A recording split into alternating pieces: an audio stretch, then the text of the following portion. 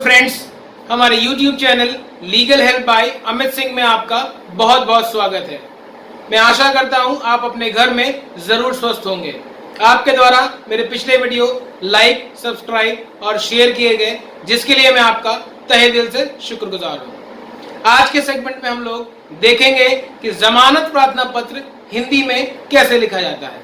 इस वीडियो को एंड तक जरूर देखें, क्योंकि इस वीडियो में आपको जमानत प्रार्थना पत्र डिफरेंट कोर्ट्स और डिफरेंट सेक्शंस में कैसे फाइल करना है और कैसे लिखना है के बारे में संपूर्ण जानकारी दी जाएगी। आइए चलिए देखते हैं जमानत प्रार्थना पत्र हिंदी में कैसे लिखा जाता है। सबसे पहले हम लोग कोर्ट फीस की बात कर लेते हैं। कोर्ट फीस अगर अभियुक्त न्यायिक अभिरक्षा में है और जेल में है तो वहां पर कोर्ट फीस नहीं लगाई जाएगी।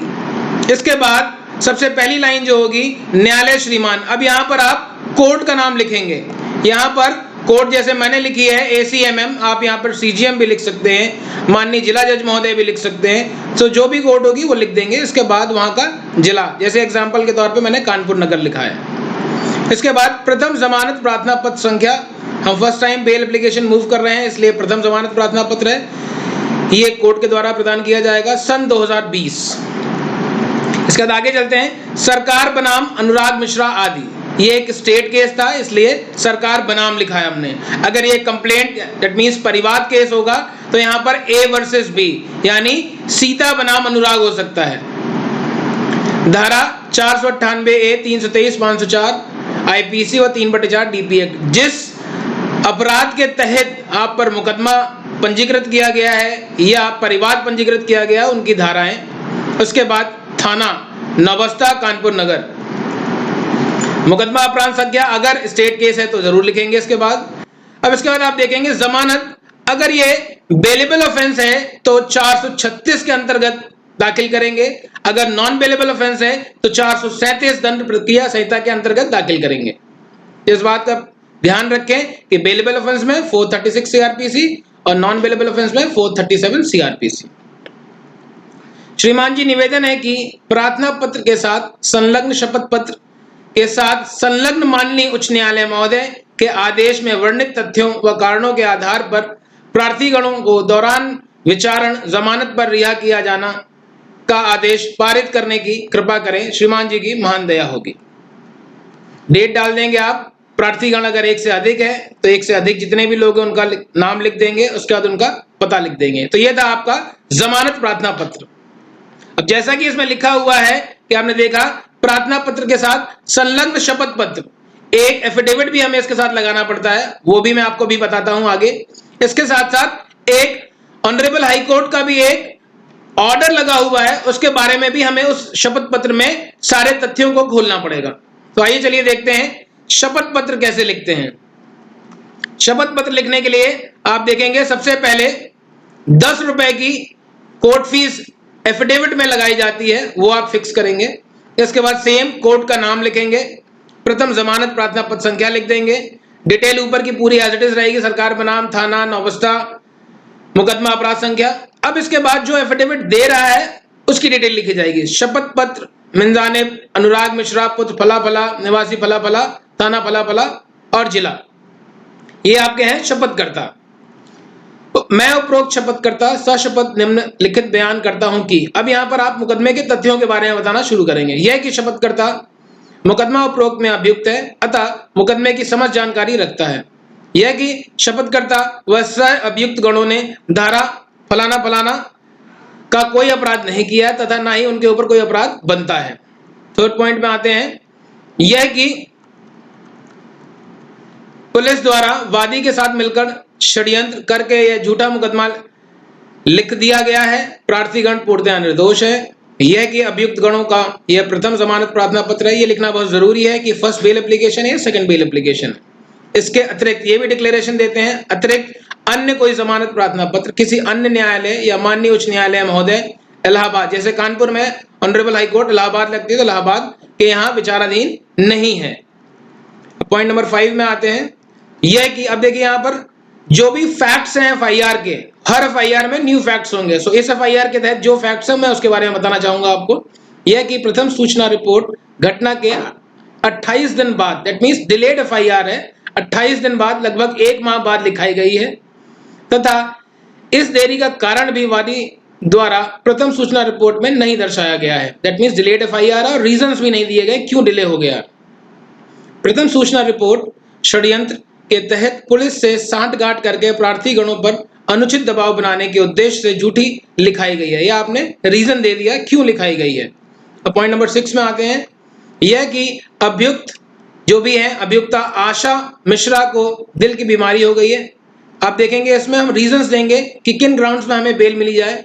देखेंगे कि यहाँ पर बीमार है एक अभियुक्त आशा मिश्रा, उनकी उम्र लगभग 60 वर्ष है। इनका इलाज कार्डियोलॉजी सेंटर कानपुर नगर में चल रहा है। डॉक्टर द्वारा फलाना फलाना, ये आप उनके मेडिकल्स के जितने भी पेपर्स हैं, बीमारियां हैं, वो आप सब एनेक्सेस कर देंगे और यहाँ पर आप लिख देंगे इलाज के प्रपत्र संलग्न हैं। ये एनेक्सेस आप जरूर करेंगे। यह कि उपरोक्त मुकदमे में चार्जशीट आ चुकी है तथा विचारण चल रहा है।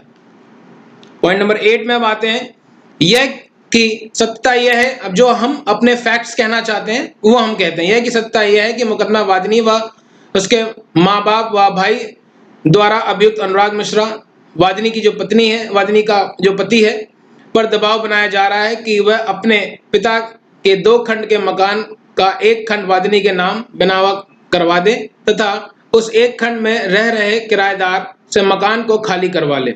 अभियुक्त गणों द्वारा वादिनी व उसके माँ बाप व भाई की बातें को मानने से इनकार किए जाने पर अनुचित दबाव बनाने के उद्देश्य से यह एफआईआर दर्ज कराई गई। तो आपने फैक्ट्स बता दिए कि किन वजहों से यह आपके खिलाफ एफआईआर दर्ज कराई गई है, क्या रीजंस थे। यह कि दिनांक, अब देखिए वहां पर इंसिडेंट क्या जो उन्होंने दिया है उस इंसिडेंट के बारे में हम लोग यहाँ पर लिख देंगे। यह कि दिनांक 26/7/2017, अब ये डेट चेंज हो सकती है, जैसा कि एफआईआर में 17 हो सकती है, 19 हो सकती है, 20 हो सकती है, जो भी ये डेट हो गई। तो वादिनी की मां कुछ अज्ञात लोगों के साथ, कितने लोग थे, अज्ञात लोग थे, और टाइम यहाँ बहुत इंपॉर्टेंट है, 11:45 बजे शपथकर्ता के घर आई और किस जगह आई, वो घर पर आई, डेट, टाइम और प्लेस।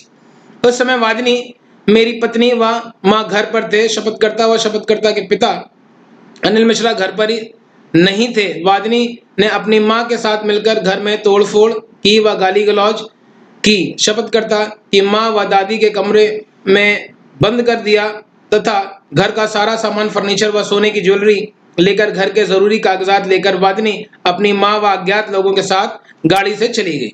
अब आपने एक इंसिडेंट बताया कि आपके घर में भी वादिनी द्वारा क्या क्या किया गया। पॉइंट नंबर 10 में आते हैं।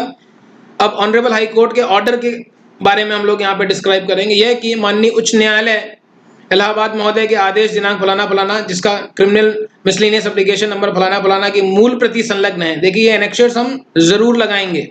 माननीय उच्च न्यायालय महोदय ने क्या क्या कहा है उसके अनुसार वो सब चीजें बताएंगे। तो यहाँ पर लाल कमलेन अमरावती के रूलिंग्स है, उनके तहत हमें इंटरिम बेल एटलीस्ट मिल जाए या जो प्रार्थना पत्र है जल्दी ही उसका निस्तारण कर दिया जाए। ये सारी चीजें हम इसमें लिख देंगे। माननीय उच्च न्यायालय इलाहाबाद महोदय का मूल आदेश दिनांकित 11/11/2019 साथ संलग्न है। पॉइंट नंबर 11 में आते हैं। यह कि यदि शपथकर्ता के जमानत प्रार्थना पत्र की सुनवाई आज ही, अब देखिए ये जो लाल कमलेन और अमरावती में जो गाइडलाइंस दी गई है उसके बारे में लिखा गया है। प्रार्थना पत्र की सुनवाई आज ही पूरी नहीं हो पाती तो प्रार्थीगणों को अंतरिम जमानत पर छोड़े जाने का आदेश पारित करने की कृपा करें। यह कि अभियुक्त गणों का कोई आपराधिक इतिहास नहीं, आप क्रिमिनल हिस्ट्री यहाँ पे एक्सप्लेन कर देंगे। यह कि घटना का कोई स्वतंत्र साक्षी नहीं है। यह कि अभियुक्त गण जमानत का दुरुपयोग नहीं करेंगे। ये सारे के सारे फॉर्मल पैराज होंगे जो आप लिख देंगे। इसके साथ ही साथ जो अभियुक्त गण संख्या 2 व 3 है, ये एजेड हैं, वृद्ध हैं, 61 ईयर्स इनकी एज है और 65 ईयर्स एज है। अभियुक्त नंबर 2 आशा मिश्रा हृदय रोग से ग्रसित हैं, इन्हें 437 सीआरपीसी का लाभ प्रदान किया जाना न्याय संगत होगा। इसके आधार पर आपको बेल प्रदान कर दी जाए। तो ये था आपका एफिडेविट। इसके साथ ही साथ शपथकर्ता के हस्ताक्षर हो जाएंगे, सत्यापन लिख देंगे, मैं उपरोक्त शपथकर्ता था शपथ, पूरी की पूरी डिटेल आप यहाँ पर दे देंगे जो भी सत्यापन होता है, और यहाँ की डेट खोल देंगे 9/6/2020 जैसे मैंने खोली है, और किस जगह ये आहूत की गई है, आहता कचेरी कानपुर नगर में किया गया, और शपथकर्ता के साइन। तो ये था आपका एफिडेविट जो हम बेल एप्लीकेशन के साथ में संलग्न करते हैं। आपने देखा कि जमानत प्रार्थना पत्र हिंदी में कैसे लिखा जाता है। अगर आप चाहते हैं कि भविष्य में मैं इसी प्रकार के नॉलेजफुल वीडियोस बनाता रहूं तो कृपया कर मेरे चैनल को लाइक, सब्सक्राइब और शेयर जरूर करें। अगर आप लाइक बटन दबाना भूल गए हो तो प्लीज लाइक बटन जरूर दबाएं। मिलते हैं अगले वीडियो में। आज के लिए इतना ही। धन्यवाद।